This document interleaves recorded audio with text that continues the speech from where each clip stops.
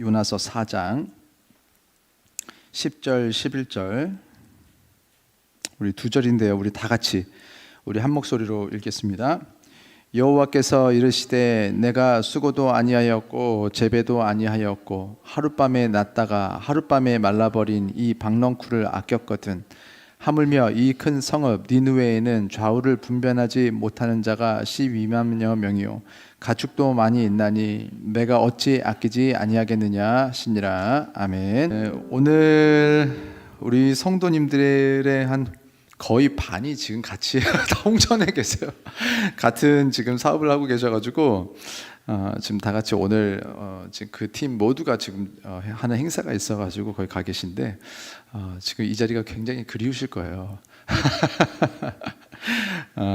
뭐 그렇다고 대답할 것 같은 느낌이고, 그러니까 오늘 이 자리에 있는 우리 성도님들 또 홍천뿐만이 아니라 지금 각지에 지금 대전에도 계시고 세종에도 계시고 여러 군데서 우리 성도님들 예배드리고 계신데 오늘 모든 장소에서 하나님께서 주시는 놀라운 은혜와 축복이 넘치게 되시기를 주의 이름으로 축원합니다.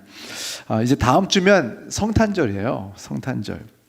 우리가 날씨가 추운 거는 또 싫잖아요. 막 날씨가 좀 따뜻했으면 좋겠다. 그런데 성탄절에 비 오면 또 별로예요. 크리스마스에는 눈이어야 돼. 그러니까 좀 차사고가 좀 나고 좀 미끄러져서 머리통 깨져도 눈이 왔으면 좋겠다 하는 게 참 신기한 거예요. 그래서 또 머리 깨지면 또 날씨가 추워서 싫고 안 깨지면 또 성탄절인데 기분이 안 나서 싫고. 우리가 이 성탄절의 모든 초점이 나에게 맞춰져 있으면요, 날씨에 따라서 기분이 좋기도 싫기도 하고 날에 따라서 좋기도 하고 싫기도 한데, 오늘 하나님께 우리의 초점이 어디 가서 우리 예수님께서 영광 받으시는 날, 사실 예수님 생일인데 요즘엔 거의 애들 생일이죠. 아니면 연인들까지 이렇게 연인들끼리는 거의 데이트하는 날, 상대방 연인을 위한 날처럼. 그래서 선물을 예수님께 준비하는 것보다 에너지의 99%를 다 아이들이나 아니면은 연인들에게 쏟고 있는 이런 걸 보면서 우리가 메리 크리스마스라고 하지만 사실은 메리 크리스마스가 아니라 메리 자녀들 마스, 아니 메리 그냥 연인들 마스. 사실 성탄절이 아니죠. 혹시 좀 집중을 많이 받는다고 하면 산타 할아버지 정도. 그 산타 할아버지가 세인트 클라우스라는 분이 이제 처음에 아이들에게 이렇게 선물을 나눠주면서 이렇게 가난한 집안의 아이들에게 그렇게 시작이 됐는데, 본인이 이렇게 성탄절의 주인공이 될 것 같았으면 그때 선물 안 하고 싶었을 거예요. 얼마나 속상했을까. 성자, 사실은 정말 하나님을 잘 섬기던 분인데 이렇게 본인이 성탄절의 주인공처럼 돼버리고 이렇게 선물 주는 날처럼. 우리가 사실 선물을 진짜 준비한다면 예수님께 선물을 준비하려고 했었어야겠죠. 우리가 태어난 거는 벌써 몇십 년 전인데 우리는 생일날 되면 아직도 선물 받잖아요. 그날을 기념하기 위해서 우리가 예수님의 생일을 기념하고 있는 거거든요. 그러면 사실 우리가 이 성탄절을 준비하는 이 대림절은 무슨 날이냐면, 내가 어떻게 예수님께 선물을 드릴까? 어떻게 하면 예수님께서 기뻐하시는 선물을 드릴 수 있을까?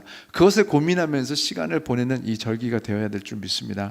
우리 다음 주 성탄절인데 성탄절이 되게 했으면 좋겠어요. 그래서 우리가 말로만 하는 것이 아니라 정말 성탄절 같은 성탄절, 의미 그대로의 성탄절이 되도록 우리 모든 성도님들이 마음을 모아서 한 주간 내내 이렇게 하면, 오늘 직장에서, 오늘 집안에서 내 아이에게, 내 남편에게, 내 친구들, 이웃들에게 이렇게 하는 것이 예수님께 선물이 될까, 그런 생각을 하면서 보낼 수 있는 한 주간이 되시기를 바랍니다.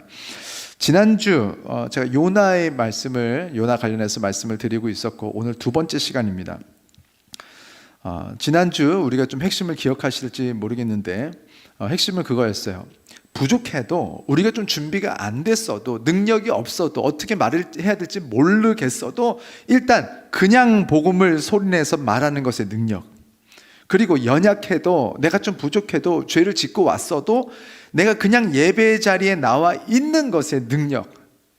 우리 가족들이 좀 가족으로서의 능력이 나타나는 때는 누군가 크게 힘들었을 때가 아니에요. 사실은요, 그냥 늘 그 자리에 거기 있었기 때문에 능력이 있는 거예요. 내가 전화하면 전화를 늘 받아주는 사람이 있다라는 거, 그게 가족의 진짜 능력입니다. 뭘 대단하게 많은 걸 가지고 힘있게 뭘 해주는 게 아니에요. 위기에서 건져주는 게 아니에요. 항상 위기가 있든 위기가 없든 모든 자리에서 그냥 그 자리에 그냥 있는 것. 사실 목회자들에게 있어서도 정말 크게 교회를 뭘 이렇게 이것저것으로 도와주는 분들도 참 고맙고 너무 좋아요. 그러나 가장 힘이 되는 분은 누구냐면 그냥 늘 그 자리에 있어주는 분들이 계세요. 교회가 잘 될 때도 있죠. 즐거울 때도 있죠. 하지만 힘들 때도 있고 어려울 때도 있고요. 교회가 막 폭풍우에 휘말릴 때도 있어요. 교회 안에서 몇 분이 막 다투는 것들도 좀 막 봤어요. 우리 교회 말고, 우리 교회는 아직 없네. 막 그런 일들이 나중에 교회가 커지면 생겨요. 사람이 많아지고 사람이 부족하고 악하고 그러다 보니까 당연히 있는 문제들이고 그것을 우리가 좀 편안하게만 받아들이고 그냥 품어주고 기다려주면 또 넘어가거든요. 그런 엄마 같은 사람들이 돼야 돼요. 그냥 한번 자녀들이 한번 싸웠다고 집안을 다 뒤집을 게 아니라 그냥 좀 넘어가고 그냥 그 자리에 있고 아무리 싸우고 기분 나빠도 또 누군가 밥을 차려내고 그러면 그냥 밥 먹다가 또 풀어지는 게 있어요. 대화가 안 됐는데도. 우리는 그런 기다려줄 줄 아는, 항상 그 자리에 있어주는 좀 엄마 같은, 좀 아빠 같은 그런 좀 장성한 자로 우리 신앙이 성장해야 될 줄 믿습니다. 우리 요나의 이야기 지난주 이렇게 그냥 있어주는 것, 그냥 복음을 전하는 것, 우리 엄마들이 말을 잘 못해도 그냥 아이들에게 말했던 것이 더 크게 영향력을 미쳐요. 아빠들이 말을 잘해도 소용이 없더라고요. 엄마들이 말을 조금 잘 못해도 아이들은요 엄마 말을 들어요. 하여간 뭐 여러 가지 이거를 뭐 이렇게 따지고 할 건 아니고 이렇게 늘 그냥 그 자리에 함께 오래 있었던, 늘 아침 먹을 때 있고 점심 먹을 때 있고 늘 잠잘 때 있었던 그 엄마의 말이 능력이 있는 걸 보면서 우리도 교회에서 신앙생활하면서 많은 사람들이 하나님을 만나기까지 시간을 누가 좀 벌어줘야 돼요. 그냥 여기에 있을 수 있도록. 그러려면 우리가 너무 예민하고 이렇게 하는 것보다는 좀 그냥 품어주고 받아주고 때로는 모른 척 좀 넘어가주고 그냥 그 자리에 늘 있어주는 것. 여러분이 그렇게 앉아만 있어도 누군가는 한 번도 복음을 들을 기회가 벌어집니다. 그런 엄마같이 성도님들이 왔을 때 우리가 그분들의 영혼을 성장은 못 시켜도 성장할 수 있는 기회를 벌어줄 수 있는 그런 엄마 같은 마음으로 좀 안아줄 수 있는 우리 성도님들이 그리고 제가 되기를 주 이름으로 축원합니다. 자, 오늘 말씀. 사실 오늘 말씀을 보려면요 지난주 말씀에서 이제 잘 넘어와야 되는데 사실은 조금 이상한 게 있어요. 성경을 만약에 누가 기획을 했다면, 누군가 성경을 가짜로 그냥 없는 하나님을 있다고 하고 뭐 이렇게 하려면요 성경이 조금 기획이 잘 돼야 되는데 기획이 좀 엉터리예요. 기획을 목적으로 했다면 성경이 잘 안 쓰여졌어요. 성경에서 빠져야 되는 부분들이 너무 많아요. 아브라함의 하나님, 이삭의 하나님, 야곱의 하나님이라고 하나님이 스스로 말씀하실 정도면 아브라함, 이삭, 야곱이 좀 덜 나쁜 사람이거나 좀 덜 우리가 봤을 때 좀 덜 별로인 사람이어야 되는데 너무 별로거든요. 아내를 2번씩이나 그냥 팔아먹고 자기 무서워서 자기 죽을까 봐. 그 이유는 아내가 너무 예뻐서. 그래서 왕이 그 당시는 내가 가지고 싶은 여자가 있으면 그 남편을 죽여버리고 데려가니까 자기 살라고 아내 아니라고 했습니다. 데려가라는 거죠. 그걸 2번이나 했단 말이에요. 그런데 아브라함이 하나님이 어떻게 됩니까? 아브라함이 너무 창피한 일을 당하고 하나님께서 왕에게 내가 너 죽이겠다, 아브라함의 아내 건들면. 그렇게 해서 돌려보내는 일이 있었어요. 아내는 또 얼마나 상처를 받았을까요? 진짜 어이없는 거죠. 지 살려고 나를 팔았어. 그 누가 같이 삽니까 요즘에? 근데 사라는 하나님의 약속이 있어서 같이 살았어요. 그러면서 그 안에서 또 회복 있게 하셨어요. 사례만 좋은 사람이 아니에요. 사실 아브라함도 약하고 사라도 약하고 다 약한데 하나님의 약속을 믿고 하나님께서 주시는 그런 우리가 그냥 그 자리에 있는 능력을 받은 사람들은요 지나면서 정말 때로는 아프고 힘들었던 기억이 시간이 지나면 다 그냥 무슨 된장찌개처럼 다 넣어가지고 끓여버리니까 이게 구수한 하나님의 능력으로 나타나는, 이 도대체 어떻게 이 맛을 내나. 당장은 잡탕처럼 보일 줄 몰라도 때로는 누룽지가 조금 탔지만 어쩌면 타서 맛있는 그런 인생들을 만들어내시는 하나님을 볼 때에 우리가 지금 당장에 어떤 문제를 겪고 있을지 몰라도 문제에 함몰되지 마시고 그 문제 위에서 우리에게 약속하신 하나님을 바라보시면 그 문제들을 넘어가는 것뿐만이 아니라 나중에는 그 문제를 넘어가는 과정을 통하여서 우리들이 다 같이 성장하고 우리들의 자녀들이 잘 되고 우리들의 인생이 열리고 하나님을 닮아가게 되는 것을 봅니다. 하나님이 보실 때 우리를 품는 것은 너무 별로예요. 그런데 우리를 품으신 하나님의 마음을 알 수 있는 시점이 언제가 되냐면 너무 별로인 사람을 우리가 품기 시작할 때입니다. 그렇게 전도가 되는 것이고, 사실 우리 그렇게 전도된 거 아니에요? 우리 사실 별로잖아요.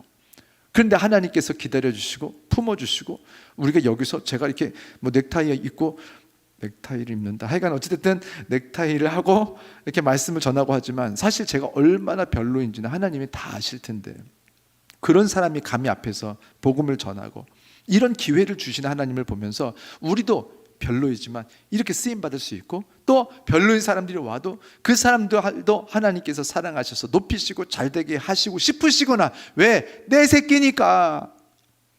내 자식은 그런 거예요. 좀 별로인 거 알아. 얼마나 모든 흑역사 다 알잖아요, 부모님들은. 그런데도 다른 사람들은 모르겠어. 얘가 잘 됐으면 좋겠는 거예요. 그런 아버지의 마음을 알 수 있는 그런 이 모든 기다려주는 그런 일들이 우리에게 있어야 됩니다. 지난주 사실 스토리를 보면요, 요나 이야기는요, 편집이 제대로 됐었다라면, 편집이 필요했었고 편집을 했더라면 거기서 끝났어야 됐어요, 3장에서. 근데 4장이 나와요. 이거는요 굉장히 어이없는 엔딩입니다. 어떤 소설책이나 동화책이나 어떤 기대할 것이 없는 완벽한 엔딩은 3장에서 끝났어요. 하나님께서 니느웨라는 도시를 멸망시키고 싶었어요, 죄 때문에. 근데 요나를 불러서 자, 회개하도록 해라. 그래서 요나가 니느웨가 싫어서 도망가는 걸 잡았다가 물고기 뱃속에 넣었다가 꺼내시면서까지, 스펙타클 재밌어요. 클라이막스가 있었죠. 그리고 니느웨에게 심판과 회개를 선포하라고 했어요. 그런데 진짜 니느웨가 회개를 했고 돌이켰어요. 그래서 구원받았다. 끝나야 돼요. 동화책 한 권 끝났잖아요. 그런데 안 끝나요. 성경이 진짜 편집되지 않았다라는 증거 중에 하나가 이런 서툴러 보이는 모든 구성들입니다. 구성이라면 구성이 없는 거죠, 히스토리는. 정말 끝났어야 됐던 얘기가 계속되고 지지부지하고 재미없고 별로고 관심도 없는데도 계속 성경이 계속되는 것은 누군가 목적을 가지고 기획하지 않았다는 거예요. 그냥 있는 그대로 하나님이 역사를 적었다 보니까 이렇게 말도 안 되는, 어떤 왕이든 자기가 심각한 죄를 지으면요 그 역사에서 뺍니다. 역사를 기록하는 사람들도 왕 밑에 있는 거 아니에요? 그런데 이 성경책이 계속해서 편집이 되면서 사실은 많은 유대교 지도자들에 의해서 다 바뀌었어야 됐어요. 나쁜 얘기 싹 다 빠지고 예수님의 조상 중에는 창녀는 없었어야 됐습니다. 빼면 돼요. 누가 할 거예요? 그런데 예수님의 조상 중에 기생 라합이 들어가 있고 이방 여인 룻이 들어가 있고 엉망진창이고, 다른 남편의 아내를 빼앗고 그 남편을 죽인 그 다윗이 그 위에 들어가 있단 말이에요. 편집이 안 됐다라는 강력한 증거. 교회, 이 성경이 굉장히 사실 우리들이 볼 때 불완전해 보인다. 불완전해 보이기 때문에 편집이 없는 것입니다. 자, 저라면은 요나서를 3장에서 끝냈어요. 제가 만약에 편집자라면. 그런데 그 뒤에 요나 이야기가 4장에서 계속되는데 예상하지 못한 방향으로 흘러 들어가요. 자, 요나의 마음이 아주 불편해요. 사실은요, 진짜 잘 끝나려면 니느웨가 딱 회개하고 돌이키면서, 요나의 마음이 돌이키면서 니느웨를 안고 니느웨 사람들과 같이 안고 울면서 내가 당신들을 미워했는데 당신들을 용서합니다 했더니 니느웨가 아니에요, 우리도 잘못했습니다 와 하면서 음악이 막 나오면서 막 이렇게 끝나야 되는데, 요나는 아직도 기쁘지 않아요. 니느웨가 회개하고 돌이켰는데 요나는 짜증이 났어요. 4장 1절에 이렇게 써 있어요. 실제로 이거 말이 안 되는 건데 한번 읽어보겠습니다. 4장 1절 시작. 요나가 매우 싫어하고 성내며, 이러면요 얘기가 또 한 번 시작이 돼야 돼요. 드라마 2화가. 그렇게 되면 한 7장 8장 9장까지 가야 되거든요. 근데 진짜 어이없게 막 이렇게 안 좋은 상태에서 끝나버려요, 요나서가. 진짜 도저히 편집을 안 할 수밖에 없는 구조죠, 이거는. 여전히 니느웨가 심판받지 않은 게 요나는 싫은 거예요. 하나님께서 니느웨를 용서하신 것에 대해서 성내매죠, 성질내고 있는 거예요. 죄인을 왜 심판하지 않으십니까? 왜 용서하십니까? 이해도 사실은 되죠. 동네 깡패한테 한 3년, 5년, 10년을 내내 맞으면서 살고 돈을 계속해서 뜯겨오고 견디다 못 살겠어서 경찰에 신고를 했어요. 그랬더니 그 깡패형이 경찰을 만나자마자 1초 만에 죄를 시인하고 잘못했대요. 그러면 안 되잖아요. 우리가 원하는 거 막 버텨야지. 그런데 경찰이 2초 만에 그래, 다음에는 그러지 마세요, 그러고 가는 거예요. 얼마나 화나요? 짜증 나는 거예요. 사실 내가 당한 것에 좀 갚아지려면 이 깡패가요, 오랫동안 버티면서 경찰의 화를 키워가지고 경찰이 그냥 있는 분도 없는 분들을 다 쏟아 부으면서 두드러 패고 막 수갑 채워가지고 끌고 질질 끌고 막 해가지고 감옥에서 한 40년 써가야지 행복할 텐데 1초 만에 또 죄를 시인하네? 시인 안 했으면 좋겠잖아요. 근데 시인해버리고 하나님이 또 금방 용서해버리고, 이렇게 보면 요나의 마음이 우리가 이해가 안 가지는 않아요. 짜증 나겠다, 성질 나겠다. 그러나 여러분, 오늘 좀 가지셔야 되는 포인트 중에 중요한 것이 있는데, 그게 뭐냐면 우리가 죄 짓는 것에 대해서 우리가 이해는 할 수 있는 것들이 많아요. 누가 어떤 죄를 지었대요. 근데 상황을 들어보면 그럴 수도 있겠다라고 이해는 할 수 있어요. 그러나 옳지는 않고요, acceptable 하지는 않습니다.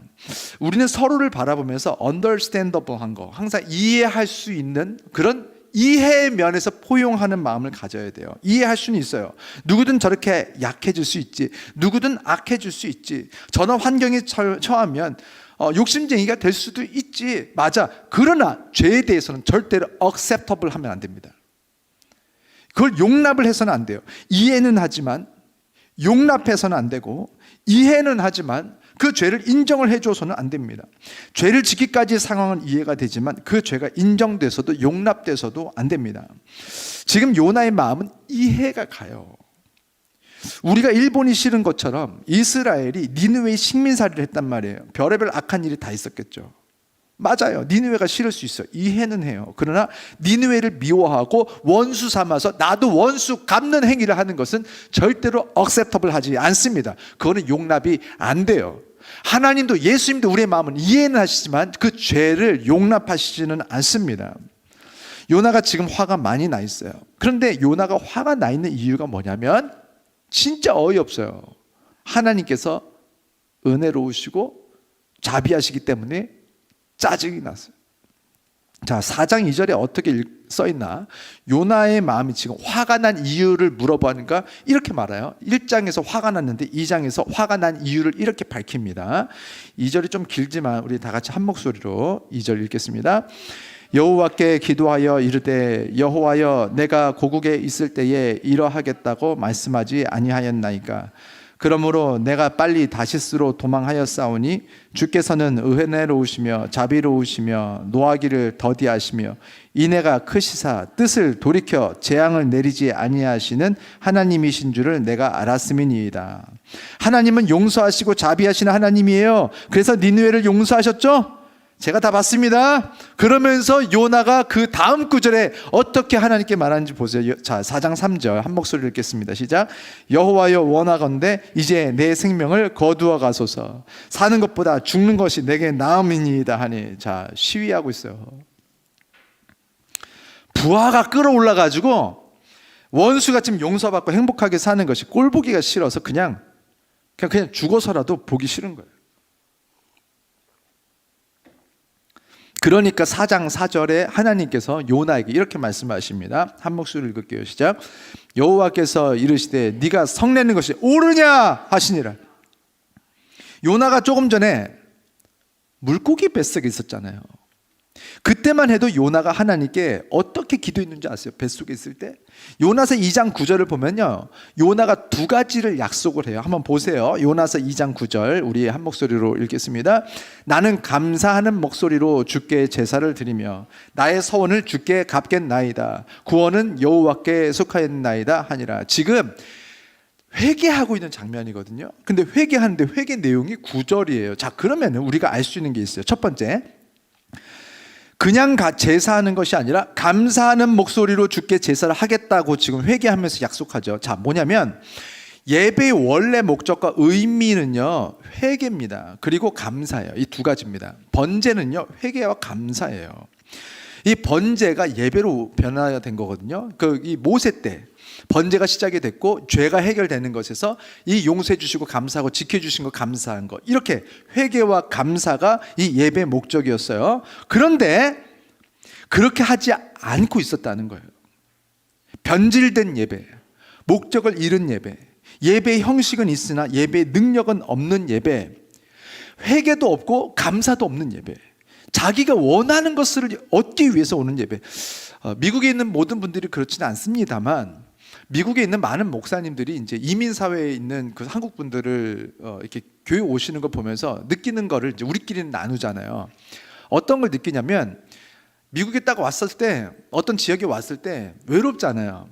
그래서 사업을 해야 되는데 누굴 좀 비비고 사업을 시작을 해야 되잖아요. 근데 아시안들이 와가지고 갑자기 백인들 흑인들과 사업을 하는 게 참 어려워요. 그래서 사업을 하기 위해서 한인들이랑 뭔가 관계를 맺어야 되는데 관계를 맺기 위해서 처음 시작하는 곳이 어디냐면 거의 100% 교회입니다. 교회 와요. 딱 이민이 왔어요. 그럼요, 가까운 교회를 찾는 게 아니에요. 큰 한인교회를 찾습니다. 그래서 큰 한인교회 가서 저 이사 왔어요 하면서 하면 사람들이 다 친하게 해주잖아요. 그렇게 해서 같이 축구하러 다니고 축구하기 싫어도 축구해요. 골프 치기 싫어도 골프를 쳐요. 사람들과 관계를 맺는 거예요. 자기 유익을 위해서. 그렇게 해서 사업을 시작을 합니다. 그러다 그 교회에서 할 게 없어지잖아요. 다 했어요. 페인트 한번 다 칠했어요. 자, 그럼 또 다른 교회로 옮겨요. 거기서 또 관계 맺어요. 보험이에요. 다 보험 들게 해요. 자, 그럼 또 다른 교회 또 옮겨요. 한인교회, 한인교회, 한인교회. 정착이 돼요. 그럼 백인교회로 가요. 그거를 보면서 하루 이틀이 일어나는 일들이 아니니까 목회자들이 이렇게 오면은 자, 그냥 마음이 확 열려야 되는데 데이터상 이분들이 지금 자기 목적으로 와서 이용하고 나중에 다 버려버리고 상처를 막 남겨놓고 또 떠나고 이럴 것에 대한 트라우마 같이 약간 좀 방어적인 그런 느낌이 이렇게 느낌으로 대하게 되는 게 있어요. 그거 잘못하는 거지만 그렇게 되는 상황이 많습니다. 참 아픈 현실이죠. 좋은 분들 너무나 많아요. 그런데 그렇지 않은 분들도 많아요. 그리고 처음에는 이런 목적으로 왔으나 성령 받고 하나님 만나고 회개하고 돌이키고 진짜 이민 사회를 위해서 열심히 신앙생활 하시는 성도님들도 많아요. 그런데 그렇지 않은 시작들이 많습니다. 요나도 그랬던 거예요. 그렇게 예배를 드리고 있으나 자기 목적을 위한 하나님께서 받으시는 회개와 감사가 있는 것이 아니라 여기 와서 내 아픈 마음이나 위로를 받고 싶고 내 아픈 현실이나 해결되고 싶어서 그래서 혹시라도 하나님이 있으면 나에게 도움을 줄까 봐 그래서 이렇게 한번 매달려 보는 다른 목적으로 내 안에 있는 회개와 감사가 아닌 것으로 그래서 그런 예배를 드렸던 것들에 대해서 회개하고 있었고 이제는 정말 제가 회개하고 돌이키고 정말 하나님의 마음에 맞는 그런 예배를 드리겠습니다 라고 하고 있었어요. 자, 두 번째, 나의 서원을 주께 갚겠나이다 라고 했죠. 서원은요, 영어 성경 보니까 I've vowed 이렇게 나옵니다. 그건 뭐냐? 맹세를 한 거예요. 약속한 게 있는 거예요. 하나님께 약속한 게 있는데 지키지 않은 것이 있었나 봐요. 그래서 지키지 않았었는데 이제 나는 나의 서원을 주께 갚겠나이다. 사람에게 한 약속도 안 지키는 사람, 여러분 어떠세요? 차라리 약속이나 하지 말든가. 툭하면 약속을 해. 근데 툭하면 어겨. 만나재. 근데 안 나와. 어딜 가재. 갑자기 전날 취소해. 같이 뭘 행사를 하재. 근데 갑자기 혼자 깨. 하지를 말든가 약속을. 근데 약속을 해놓고 이렇게 약속을 수시로 깨는데 함부로 깨고 편안하게 깨고 깨놓고 아무렇지 않아 해. 자, 그럼 여러분은 그 사람들 어떻게 할 거예요? 굉장히 불편하죠. 만나게. 안 만나고 싶죠. 나를 무시하는구나. 차라리 약속하지 말든가. 그런데 요나는 어떤 사람이냐면 하나님을 상대로 심지어 I've vowed, 내가 맹세한 것들을 지키지 않아요. 간이 배 밖으로 튀어나와도 한참 튀어나온 거죠. 신을 상대로 약속했는데 쉽게 어기는 그런 사람. 그런데 이제 나는 나의 서원을 주께 갚겠나이다. 이제는 약속을 지켜볼게요. 하나님을 상대로 신뢰를 잃은 사람이에요. 요나는 자기 자신이 누구인지 뱃속에서 깨달았어요. 그 물고기 뱃속에서 보니까 첫 번째, 자기는 하나님께서 싫어하시는 예배를 드리던 사람인 거예요. 두 번째, 하나님께 한 약속을 어기는 사람이었던 거예요. 세 번째, 하나님께서 주신 명령을 어기고 거절하고 반대 방향으로 오히려 뛰어가던 사람. 자녀들에게 너 그렇게 하면 안 돼 했는데 오히려 그걸 더 하고, 이거 하지 마 했던 것을 더 하고 그쪽으로 막 뛰어가. 어떠세요, 마음이? 네 번째, 하나님께서 회개하라고 배에 풍랑을 주셨어요. 회개하라고 풍랑을 줬어요. 회개하라고 고난을 줬어요. 회개하라고 아이들에게 용돈도 끊고 뭐도 하고 했더니 하라는 회개는 안 하고 고집 부리고 그냥 바다에 던져지는 길을 택했던 고집불통인 사람. 그냥 집 나가버리는 거예요. 그냥 안 해! 그러면서 회개하라고 몇 가지 고난을 줬더니 그냥 반대 방향으로 확 뛰쳐나가 버린, 끝까지 죄송합니다 하고 이렇게. 그러면 다 뭔가 해결이 될 텐데 그냥 집 나가버린 거. 관도 그래, 너 나가, 그래, 나가지 뭐. 이런 자녀들, 쉽게 말해서 교만한 그런 죄인이, 어리석은 죄인인 거죠. 그런 요나를 하나님께서 용서하시고 그런데도 불구하고 구원을 베푸셨어요. 니느웨를 용서하시는 것, 사실 자기를 용서하시는 하나님이니까 니느웨를 용서하시는 거예요. 요나를 용서하지 못하셨다면 니느웨도 용서하지 못하셨겠죠. 지금 니느웨 왜 용서하시는 성향이 있는 줄 아세요? 하나님이 요나를 용서하시는 성향에서 증명이 됐잖아요. 하나님은 용서하는 분이니까 요나를 용서했고, 그래서 니느웨까지도 가는 거예요. 이 상황을 요약하면 오늘 말씀의 제목대로 나의 하나님은 좋지만 남의 하나님은 싫은 거예요. 여전히 이기적인 마음으로 하나님을 사랑하는 것이 아니라 이용만 하고 있는 거예요. 그러니까 하나님께서 그 다음에 생각지도 못한 카드를 꺼내셨는데, 그것이 어쩌면 사실은 이 요나서의 핵심이고 절정이고 요나서 전체가 하고 싶은 말이에요. 우리는 요나서 하면은 물고기 뱃속에 들어갔다 나온 이야기만 사실 기억을 대부분 합니다. 그런데 사실은 그 물고기 뱃속 이야기는요, 이 4장을 위한 말씀이에요. 근데 4장 말씀 박넝쿨 이야기가 나오는데 거긴 관심이 없고 잘 몰라요. 물고기 사건은요, 박넝쿨 사건을 위한 전쪽 그 스토리입니다. 이거 없어도 됐던 이야기예요. 요나서가 하고 싶은 말은 4절에 나옵니다. 요나가 이 지경으로 지금 죽여달라고 하니까 하나님 앞에 하나님께서 무엇을 하셨냐면, 진짜 어이없는데 요나가 쉬고 있었던 허름하고 엄청 더웠던 초막, 그러니까 풀로 이렇게 덮어놓은 움막 같은데 박넝쿨이 돋아나서 진짜 집처럼 된 거예요. 그늘이 만들어진 거예요. 박넝쿨 때문에 하루 만에. 그랬더니 요나가 얼마나 간사한지 어제 죽여달라고 하더니 오늘은요, 사는 게 너무 행복해요. 와, 너무 행복하다, 너무 좋다. 그랬는데 하나님이 어떻게 하셨냐면 하루 만에 이 박넝쿨을 다시 벌레 먹게 하셔서 다시 박넝쿨이 사라지게 하셨어요. 다시 더워졌겠죠, 찜통처럼. 그랬더니 요나가 또 어떻게 말하냐면 4장 8절에 또 죽기를 구하여 이르되, 진짜 꿀밤 한 대 때리고 싶죠. 동네에 이런 친구도 있으면은, 너 진짜 좀 징하다야, 막 하면서 그냥 한 대 좀 때려주고 싶은데, 그러면서 사는 것보다 죽는 것이 내게 나으니이다, 막 툭하면 죽는데. 이런 요나에게 결국에 하시고 싶은 말씀이 뭔지 오늘 10절 11절이 오늘 핵심입니다. 잘 읽으셔야 돼요. 자, 10절 11절 우리 다 같이 한 목소리로 읽겠습니다.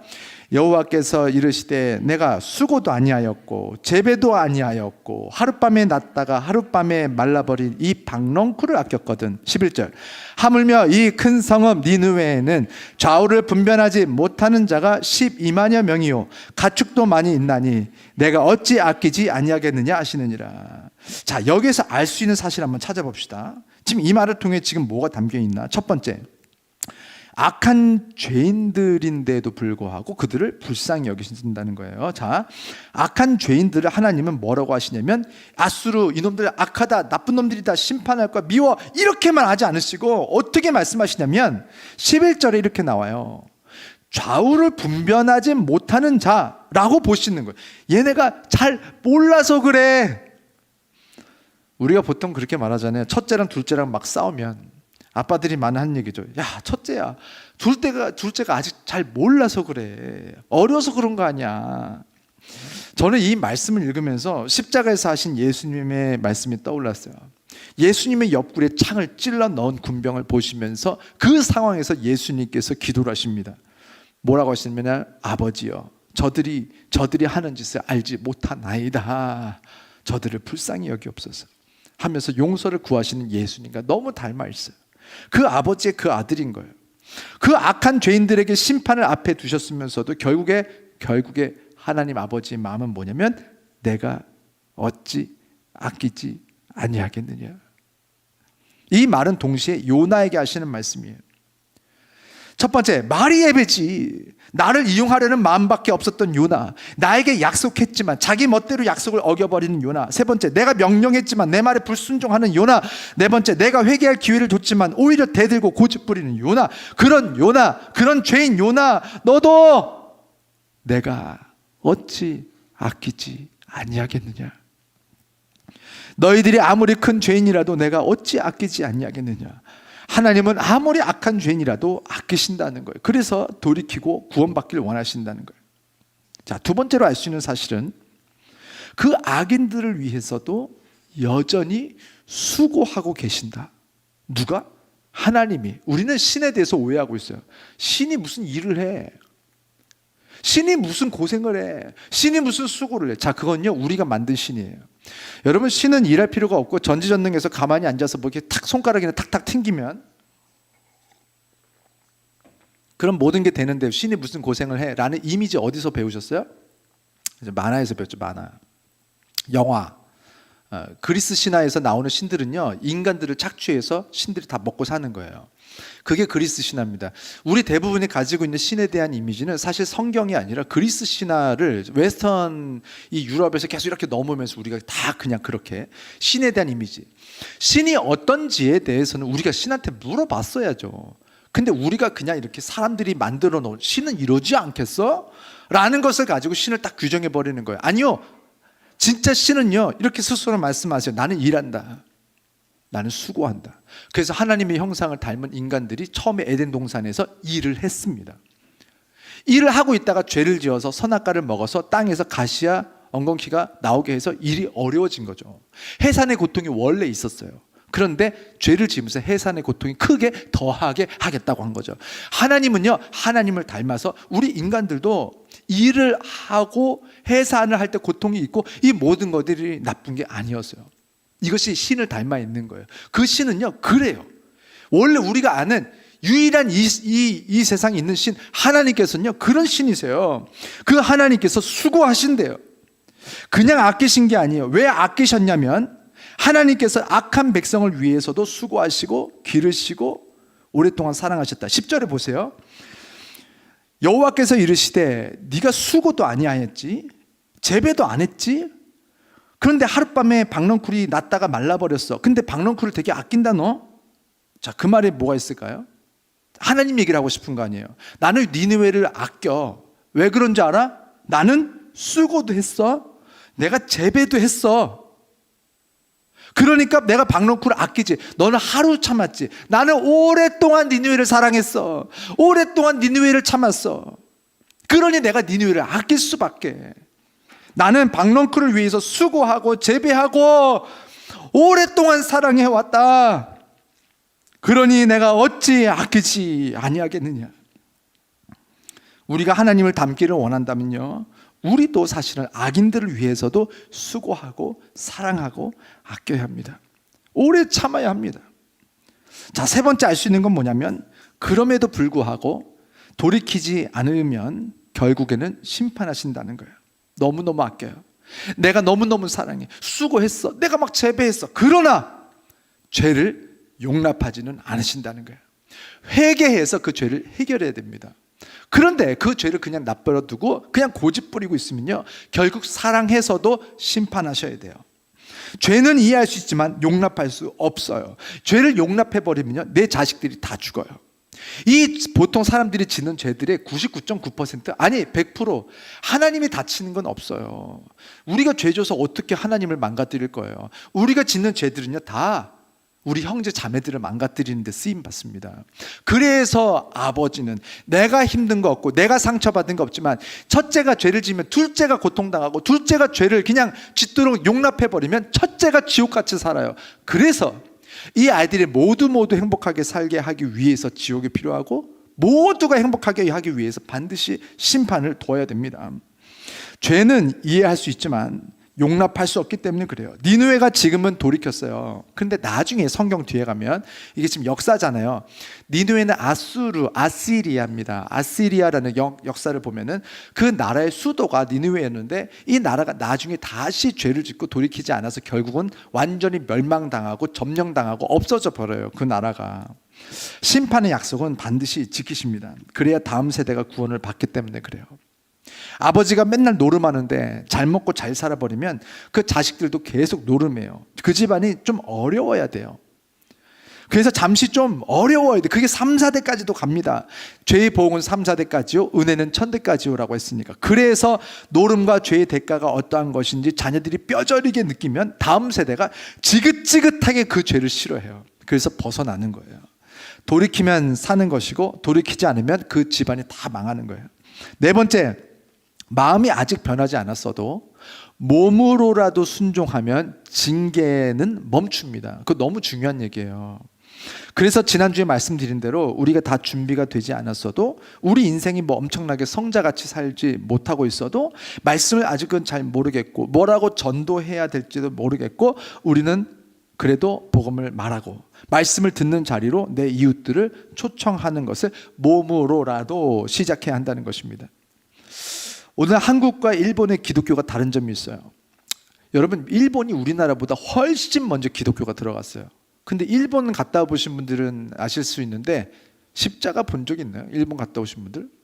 없을걸요. 거의 없어요. 거의 십자가를 찾아볼래야 볼 수가 없어요. 훨씬 먼저 기독교가 들어갔는데, 교회라는 간판 자체가 보기 힘들고 간혹 있어도 이제 거의 예배가 없어져 있는 상태입니다. 많은 기독교 학자들이 일본의 기독교가 이렇게 약해지고 사그라든 것은 그것을 일본의 석학기였던 우치무라 간조의 영향이라고 평가를 많이 합니다. 우치무라 간조라는 분, 그 진짜 너무너무 존경받는 분이거든요. 석학이고 정말 신앙적으로 뜨겁다. 그런데도 불구하고 이분의 영향으로 기독교가 다 쇠퇴했다. 이분이 말했던 게 뭐냐면 무교회주의라고 해서 성경, 성서 외에는 아무것도 중요한 것이 없다라는 거예요. 교회라는 이름을 붙이고 건물을 세우고 모이는 것은 의미가 없다는 거예요. 그러다 보니까 다들 집에 들어가서 성경만 읽고 밖에 나오지를 않아요. 사도행전에서도 120문도가 마가의 다락방에 모이고 모이기를 패하는 자들과 같이 되지 말라, 너희는 모이기를 힘쓰라 했는데, 함께 사도의 가르침을 받고 함께 교제하고 함께 떡을 떼고 함께 기도하다가 성령을 받은 거거든요. 마가다락방에서 오순절에. 전도는 그냥 되는 게 아니에요. 우리는 복음을 말하기 위해서 집 밖으로 나가야 됩니다. 톨스토이가 이렇게 말했어요. 전도자들이 참으며 고통받는 사이에 교회는 존재한다. 그들이 편해지기 시작하자 그들의 전도도 끝났다. 전도가 끝나면서, 그러면서 예배도 끝났고, 예배가 끝나면서 교회가 문을 닫고, 교회가 문을 닫으면서 예수의 이름도 없어진 거예요. 다음 주는 성탄절, 성탄 예배로 주일 예배를 드립니다. 예수님은 이 땅에 왜 오셨을까요? 성경에 분명히 나옵니다. 우리를 죄에서 구원하시기 위해서 천국 복음을 전하기 위해 오셨다고 했어요. 그냥 복음이라고 안 하고 천국 복음이래요. 그래서 베드로의 장모의 열병을 고쳤을 때 수많은 사람들이, 수만 명이 그 자리에 모였어요. 예수님을 만나기 위해서. 자, 그러면 지금이라면 우와, 우리 교회 수만 명이 왔네. 그럼 보통 어떻게 하나요? 교회 사이즈를 늘리죠. 교회에서 교회 건축 해가지고 10,000명이 들어올 수 있는 자리를 만들어서 예수님이 그 자리에서 계속 목회를 하시면 돼요. 그럼 10만 명이 되겠죠. 100만 명이 되겠죠. 근데 예수님은 다시 돌아가지 않으셨어요. 예수님을 찾는데도 불구하고 예수님은 그 자리를 떠나시고 다른 마을로 가시면서 뭐라고 하냐면, 우리가 다른 마을로 가서 복음을 전하자. 사람들이 모였는데 예수님은 떠나세요. 예수님은 사람들 찾으러 온 게 아니었던 거예요. 예수님은 사람들 만나러 온 것도 아니었어요. 예수님은 목적 딱 하나, 천국 복음을 전하기 위하여 다른 마을로 가자. 뭐냐면 사람들이 이제 자기 욕심이 들어오면서부터 예수님에게서 천국 복음이 안 들려지는 거예요. 관심 없어요. 내 병이나 낫고 싶지. 자, 번호표 뽑으세요. 쫙 서가지고 딱 병 딱 나면 예스 하고 돌아가고 끝이에요.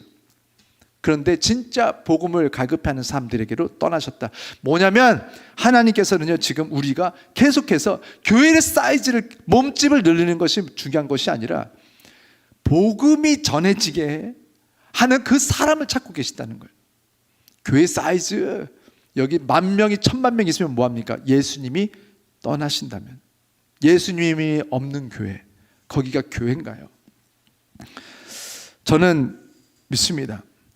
분명하게 요나는 전도자 맞았어요. 그런데 아직 마음이 준비되지 않은 전도자였어요.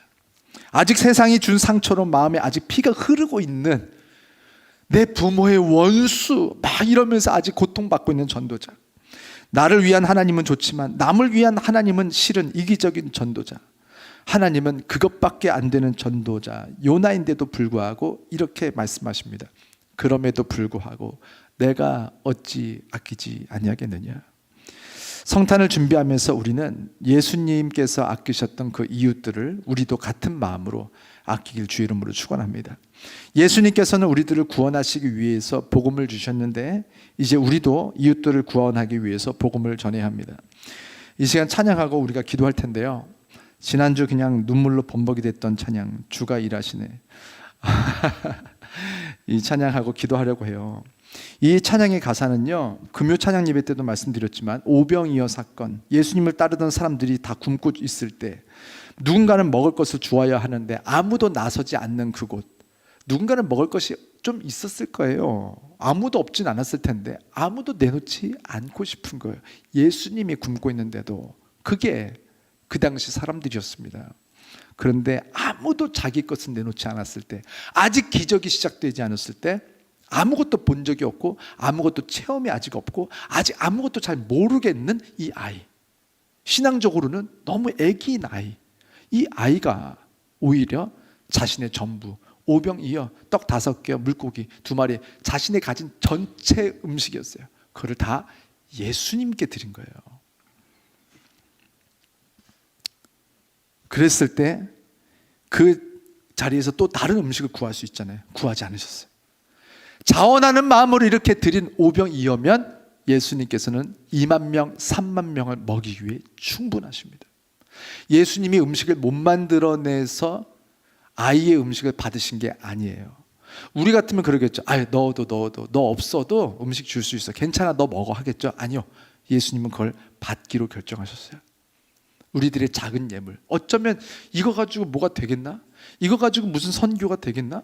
내가 이만큼 뭐 한다고 우리 교회가 뭐가 되겠나? 됩니다.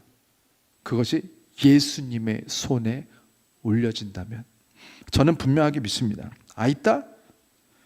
저기 수천 명이 있거든요. 우리 매달 20만 원 보내요. 20만 원 가지고 몇 명을 먹일까요? 몇 명의 다리, 잘라진 다리를 고칠까요? 썩어가는 다리를 누가 수술을 해줄까요? 20만 원 가지고 뭘 할 수 있을까요? 아무 소용 없겠죠? 아니요. 고칠 수 있습니다. 이 아이따 아이들 2만 명이고 20만 명이고 우리는 먹일 수 있습니다. 우리의 20만 원이면 충분합니다. 언제? 우리의 최선을 예수님의 손 위에 올려놨을 때, 예수님께서 다른 것을 축복하지 않으시고 이 아이의 오병이어를 축사하셨다고 했어요. 그 위에 축복하셨더니 예수님께서 그것으로 2만 명을 먹이시고 12광주리가 남았답니다. 그러면 또 그것은 누가 먹었겠죠? 오늘 2절 가사가 이래요. 우리 모인 이곳에 주님 함께 계시네. 적은 떡과 물고기 내 모든 걸 드릴 때 모두 고백해 여호와 이레. 여호와 이레는 예비하시는 여호와, 미리 준비하시는 여호와라는 뜻입니다. 예수님은 이 아이가 오병이 내놓고 하셨어요. 그리고 미리 준비하셨어요. 2만 명이 먹을 음식을.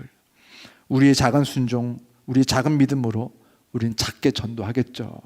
전도가 제대로 되겠어요? 여러분이 설득시킬 수 있겠어요? 안 될 겁니다. 그러나 우리 작은 순종과 함께 예수님께서 우리와 함께 일하시네. 우리와 함께 일하시면 우리는 이 세상을 먹이고 그들에게 복음을 전도하고 그들의 영혼을 구원시키는 것. 예수님의 생일날 가장 귀한 선물, 순종의 선물, 영혼 구원의 선물을 드릴 수 있을 줄 믿습니다. 우리 함께 찬양하고 기도하겠습니다.